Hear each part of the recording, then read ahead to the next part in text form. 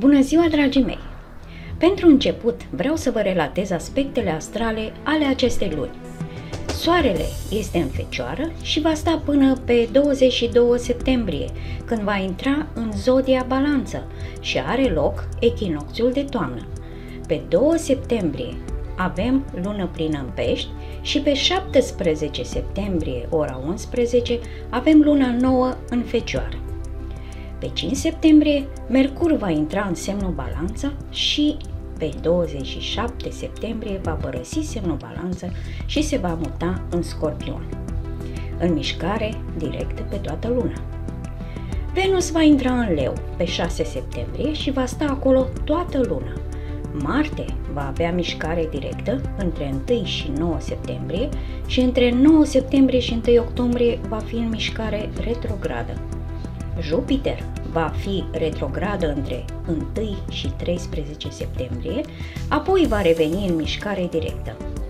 Saturn va fi retrograd până pe data de 29 septembrie și Uranus, Neptun și Pluto, care vor fi retrograde pe parcursul întregii luni. Acum, să vedem ce ți-au pregătit astrele pentru luna septembrie.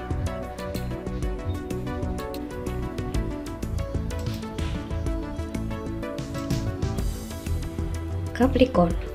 Începutul lunii septembrie este ideal pentru distracții și autoexprimare. Vei fi mai sociabil decât de obicei. Vei dori să-ți petreci timpul liber cu prietenii sau în grup, să te dedici hobby-urilor sau să organizezi ore romantice cu partenerul tău.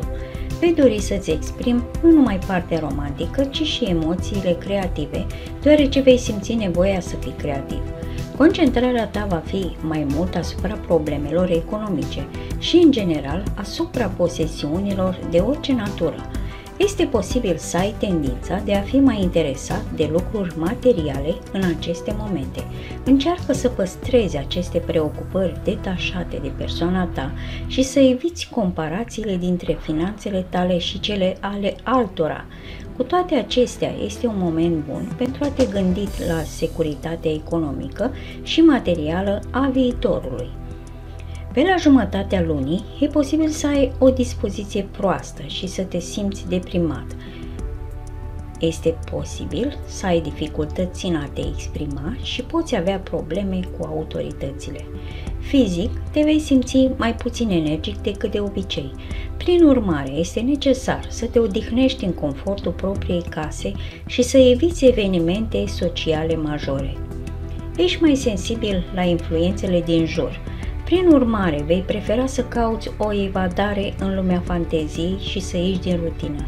Cel mai bine este să lași decizii importante pentru mai târziu, deoarece s-ar putea să fii deziluzionat și să ai sentimente denaturate. De asemenea, vei fi foarte obosit și nu vei dori să faci nimic. Există riscul de reacție proastă la alimente, precum intoxicații alimentare sau probleme intestinale. În această perioadă vei simți totul intens și profund.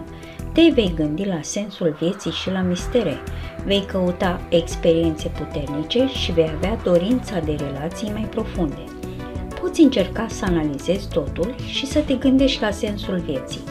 Vei avea tendința de a cerceta, de a rezolva problemele și misterele. S-ar putea să te intereseze astrologia, științele oculte sau poate ai chef să vizionezi un film de groază.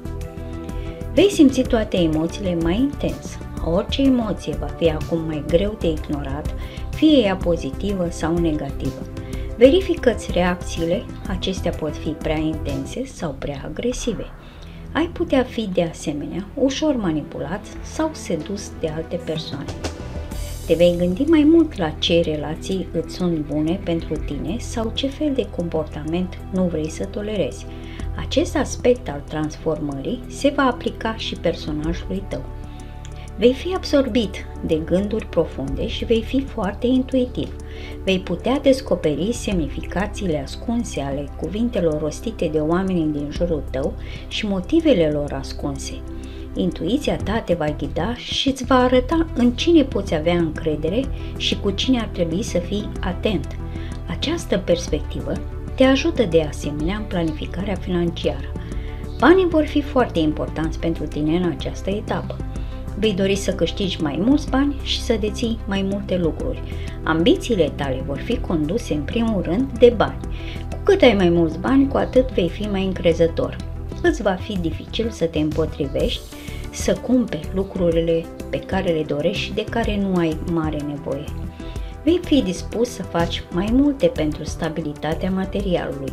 Dacă ai nevoie de mai mulți bani, vei obține un al doilea loc de muncă sau vei găsi un alt mod de a câștiga bani în plus. E o perioadă de succes, în special în domeniul profesional. Îți vei îmbunătăți relațiile cu oamenii, în special cu superiorii tăi. Există posibilitatea promovării, responsabilitate mai mare sau salarii mai mari. Dacă ai propria afacere, aceasta va deveni mai populară. Vei simți nevoia de entuziasm și vei avea energie și dorința de a depăși obstacolele. Cu toate acestea, ai putea sări în lucruri fără să te gândești la consecințe. Vei fi pasionat în toate domeniile vieții, uneori până când îți vei atinge limitele. Încearcă să abordezi mai atent aceste situații pentru a evita să intri în situații neplăcute sau chiar să-ți pui în pericol sănătatea.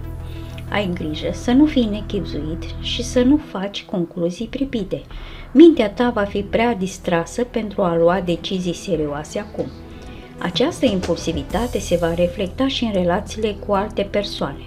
Nu vei fi diplomatic și calm ca de obicei și te vei supăra ușor. De asemenea, vei avea tendința de a fi încăpățânat dacă cineva îți oferă sfaturi. Vei dori să faci invers. Îți va fi dificil să-ți controlezi energia și sentimentele. Dacă cineva te împiedică în timpul liber, vei reacționa iritabil sau chiar te vei putea supăra. Relațiile cu ceilalți vor fi tensionate și stresante. Va trebui să faci ceva, dar nu vei avea chef să-ți pui ideile în practică. Așadar, încearcă să îți calmezi mintea cu o călătorie pentru a vedea natura, meditație sau yoga, sau este posibil să fie nevoie să folosești sexul pentru a elibera tensiunea.